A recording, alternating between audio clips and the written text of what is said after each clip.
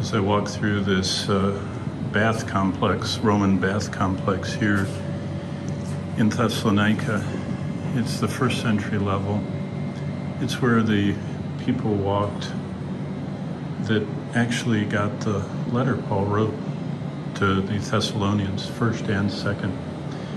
As I look at the Roman bricks and look at these ancient floors, I think about what they faced from the beginning, persecution. That's what Paul said. He said, accept suffering. It comes from God. It's part of his plan. And he said, I told you in advance that that's what was going to happen. And that's what happened. You're suffering. Did you know suffering purifies the church? Suffering is what makes the church resonate with society because they see Christ coming out of our lives. It's kind of like the tea bag. When you put it into the hot water, what comes out is what's really inside. You know what God said?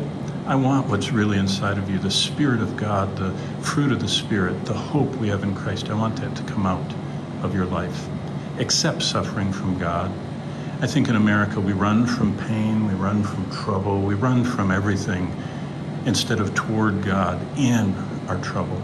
He said, my grace is sufficient to help you in time of need. And I want your weaknesses to be a place where I can have strength flowing out through you. Right here in the bath complex in Thessalonica is a spot where real people living in this real place got the word of God and they just believed it. And Paul said, from you sounded out the gospel, and from you, I don't need to even say anything. You told them about how you turned to Christ from idols and how you're waiting for the Son who saves you from the wrath to come. That's what the Bible's all about.